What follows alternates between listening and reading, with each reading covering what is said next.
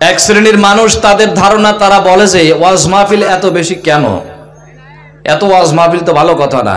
এক সময় ওয়াজ হতো আমাদের মাদ্রাসায়, সারা রাত হতো, তারপরে নোয়াপাড়া মাদ্রাসায় হতো, পাশে আরসনগর শাহজাল মাদ্রাসায় হতো, তারপরে বড়েঙ্গায় পীর সাহেব হুজুরের দরবারে হতো। এটাই তো যথেষ্ট ছিল, সারা রাত মানুষ শুনতো। কিন্তু এখন ঘরে ঘরে মসজিদ, ঘরে ঘরে ওয়াজ, ওই পরিমাণে মানুষ নাফরমান বেশি। এই কথা বলে না? তারা যে বলে এই কথা একদিক থেকে সত্য, কারণ কিয়ামত যত নিকটে হবে আসবে, গুনাহ কি তত কমবে না বাড়বে? গুনার কাজ বাড়বে না তত? তো গুনার কাজ যত বাড়বে, পাশাপাশি নেকির কাজও আল্লাহ তাআলা বাড়াবেন, এটাই তো স্বাভাবিক। এখন যারা বলে ওয়াজ মাহফিল যত বেশি হয় গুনাহ তত বেশি হয়, মানুষ তত শয়তান বরজাত বেশি হয়, তাদের ধারণা হলো এই যে ওয়াজ শুনে মানুষ কেন ভালো হয় না। ভালো হওয়ার দায়িত্ব মানুষের, আর শোনাবার দায়িত্ব আল্লাহর। আপনারা দেখুন তো, আমাদের এই গ্রামে, এই নরনিয়া গ্রামে মসজিদ এখন 16টা মসজিদ। 16টা মসজিদ থেকে প্রতি 24 ঘন্টায় 5 বার আজান দেওয়া হচ্ছে। কি বলেন, হচ্ছে না? মাইক ছাড়া কোনো মসজিদ আছে? সব মসজিদে মাইক আছে, প্রতি 24 ঘন্টায় 5 বার আজান দেওয়া হচ্ছে।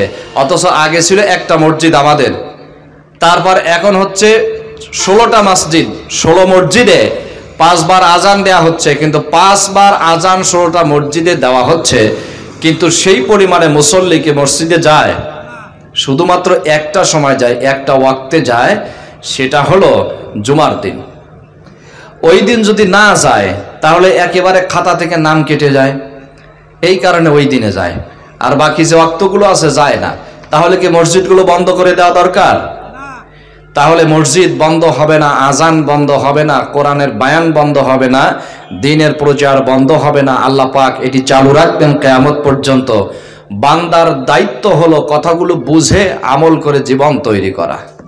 আমরা যদি জীবন তৈরি না করি, আমাদের হায়াতকে হায়াতে তৈয়্যিবা না বানাই, কিয়ামতের ময়দানে আল্লাহ পাক আমাদেরকে বলবেন তোমাদেরকে সময় দিয়েছিলাম এবং তোমাদেরকে পর্যাপ্ত পরিমাণে আমি শুনিয়েছিলাম, কেন হায়াত পাইলে শুনলে আমল করলে না কেন? কোনো জবাব মানুষের থাকবে না। আমার সম্মানিত এলাকাবাসী, মুরব্বিয়ানে কেরাম, আল্লাহ সুবহানাহু ওয়া তাআলা আমাদেরকে, আমাদের হায়াতকে আল্লাহ পাক 5টি ভাগে ভাগ করে দিয়েছেন। আমি যত জায়গায় কথা বলি, বিশেষ করে আমাদের অঞ্চলগুলিতে, যে আমাদের হায়াতকে আল্লাহ 5 ভাগে ভাগ করে দিয়েছেন। যখন আমাদের রূহ আল্লাহ তৈরি করেছিলেন, সর্বপ্রথম রুহুটা তৈরি করে আল্লাহ প্রথমে রুহু জগতে রেখে দিয়েছিলেন। কিন্তু সেই রুহু জগতে কি অবস্থায় আমরা ছিলাম, কি কাজ করেছি, কি আমল করেছি, তা কারণ জানা আছে নাকি? মনে থাকার কথা না। রুহু জগতে কোন ধরনের কাজ আমরা করেছি তা আমাদের কারো মনে নাই, থাকবেও না।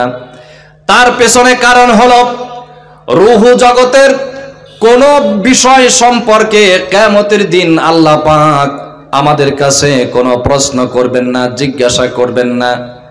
এরপরে আল্লাহ তাআলা 2 নম্বরে আমাদেরকে মায়ের রেহেমের ভেতরে এনেছিলেন। মায়ের গর্ভের ভেতরে আমরা আসছিলাম, সেইখানে আমরা ছিলাম। ভালো কাজ কোনটা, মন্দ কাজ কোনটা, কোন ইবাদত বন্দেগী করার সিস্টেম সেখানে আল্লাহ পাক রাখেন নাই। তার পেছনে কারণ হলো, মায়ের পেটের ভেতরের জিন্দেগি সম্পর্কে কিয়ামতে জিজ্ঞাসা করা হবে না। তারপরে আসছি আলমের দুনিয়া। এই যে দুনিয়ার জীবনে আসছি, পৃথিবীর হায়াতের ভেতরে আমরা এসেছি, এইখানে আল্লাহ পাক আমরা যা করব তার রেকর্ড হবে। কিয়ামতের ময়দানে আমাদের সারা জীবনের কর্ম সম্পর্কে আল্লাহর কাছে জবাব দিতে হবে।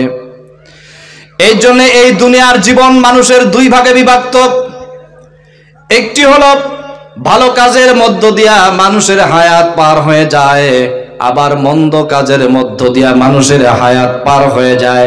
ভালো কাজের ভেতর দিয়া যতক্ষণ হায়াত পার হয় তাও আমলনামায় লেখা হয়, আর জঘন্য অপরাধের ভেতরে যে হায়াত পার হয় তাও আমলনামায় লেখা হয়। এর পেছনে কারণ হলো, দুনিয়াতে আল্লাহ পাক আনছেন কিছু কাজ করার জন্য, যে কাজগুলি মায়ের রেহেমের ভেতরে ছিল না, যে কাজগুলি রুহু জগতেও ছিল না, ওই একই কাজ কবরের জীবনেও থাকবে না। ওই একই কাজ 5 নাম্বার হায়াতের সর্বশেষ অংশ আল্লাহর সামনে হাসরে যখন দাঁড়াবো তখনও থাকবে না। আপনারা বলুন তো, কবরের ভেতরে রোজা থাকা লাগবে নাকি? নামাজ পড়তে হবে, হজ করতে হবে, জিহাদ করা লাগবে নাকি? কবরের ভেতরে কোনো আমলের ব্যবস্থা নাই। হাসরে আল্লাহর সামনে যখন দাঁড়াবো সেখানেও কোনো আমলের ব্যবস্থা নাই, কর্মের ব্যবস্থা আল্লাহ দুনিয়া নামক হায়াতের ভেতরে আমাদের রেখে দিয়েছেন। এই জন্য দুনিয়ার জীবনটা হলো এমন একটি জীবন যে কোরআনে কারীমে আল্লাহ পাক বলেছেন, কুল মাতাউদ দুনিয়া কলিল। ও নবী, আপনি মানব মণ্ডলীকে বলে দেন, দুনিয়ার জীবনকে আমি আল্লাহ কলিল করে দিয়েছি, সামান্য করে দিয়েছি, সামান্যতম আমি দান করে দিয়েছি। তার মানে হলো মায়ের রেহেমের ভেতরে কতদিন ছিলাম তার একটা সংখ্যা আমাদের ছিল। সাধারণত 280 দিন বা তার কিছু কম বেশি সময় মায়ের পেটে মানুষ থাকে, কিন্তু রূহ জগতে কতদিন ছিলাম তা আমরা জানি না।